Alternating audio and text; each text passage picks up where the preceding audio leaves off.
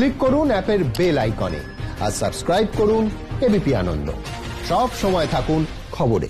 শুক্রবার যেখানে আগুন লেগেছিল তার উল্টো দিকে 200 মিটার দূরত্বে এবার এলআইসি বিল্ডিং এ আগুন, অগ্নিদগ্ধ এক মহিলা সহ 3। গতকাল রাত 3টে নাগাদ 22 নম্বর চিত্তরঞ্জন অ্যাভিনিউ এর 7তলা বাড়িটির 4 তলায় ক্যান্টিনে আগুন লাগে। কি জানিয়েছেন আমাদের প্রতিনিধি ঋত্বিক মণ্ডল এই ঘটনা প্রসঙ্গে শুনবো।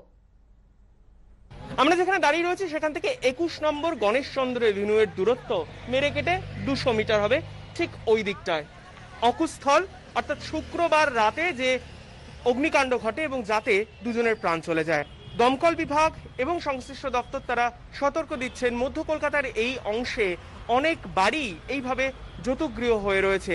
আর ঠিক তার পরের রাতে আবার ওই গণেশচন্দ্র এভিনিউ থেকে একেবারে ঢিলছড়া দূরত্ব বলতে যেটা বোঝায়, যেখানে আমরা এই মুহূর্তে দাঁড়িয়ে রয়েছি অর্থাৎ 22 নম্বর চিত্তরঞ্জন এভিনিউ, এই গণেশচন্দ্র এভিনিউ এবং চিত্তরঞ্জন এভিনিউ যে সংযোগস্থল, যেখানে একটি বীমা সংস্থার অফিস, তার 4 তলার রান্নাঘরে একেবারে মাঝরাতে ঘুমন্ত অবস্থায় 3 জন ছিলেন। সেই সময় আগুন লাগে এবং যেমনটা জানা যাচ্ছে এখনো পর্যন্ত তদন্ত প্রক্রিয়া চলছে, কিন্তু প্রাথমিক সূত্র মারফত দমকল যেমনটা মনে করছে যে ওই রান্নাঘরে কোথাও একটা বিদ্যুৎ পরিবাহী তার থেকে শর্ট সার্কিট হয়ে সম্ভবত আগুন ছড়িয়েছে।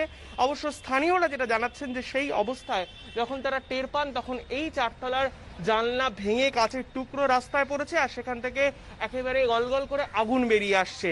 আর সেই সময় স্থানীয়রা পেছনের যে স্টেয়ারকেস রয়েছে, যে সিঁড়ি রয়েছে, আপৎকালীন পরিস্থিতিতে যা ব্যবহার করে লোকেদের নামিয়ে আনা সম্ভব, সেইখান দিয়ে যখন তারা উপরে উঠে যান তখন দেখেন 3 জন দগ্ধ অবস্থায় রয়েছে এবং তারা অত্যন্ত গুরুতর আহত। তাদেরকে এইভাবেই বের করে নিয়ে আসা হয়। তাদের মধ্যে একজন মহিলা যার অবস্থা বেশ গুরুতর এবং চোট বেশ গুরুতর বলে জানা যাচ্ছে, এবং আরো 2 জন পুরুষ ছিলেন। তাদের প্রত্যেককে পুলিশ এবং সেই সঙ্গে স্থানীয়রা তারা উদ্ধার করে নিয়ে যায় কিন্তু হাসপাতালে। যারা সেই কাজটা করেন সেই সময় কি পরিস্থিতি ছিল তার সাথে কথা বলার চেষ্টা করবো।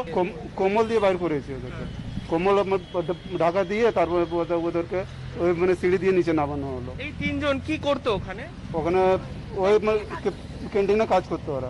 ইতিমধ্যে যেমনটা জানা যাচ্ছে যে পুলিশ তাদের তদন্ত প্রক্রিয়া চালাচ্ছে, দমকল কর্তৃপক্ষ তাদের তদন্ত প্রক্রিয়া চালাচ্ছে এবং সেই সঙ্গে ফরেনসিক টিম তারা এসে এই ঘটনার ঠিক কি কারণ সেটা তথ্য তালাশ করবেন বলে জানা যাচ্ছে। ক্যামেরায় পিকু দাসের সঙ্গে ঋত্বিক মণ্ডল, এবিপি আনন্দ, কলকাতা।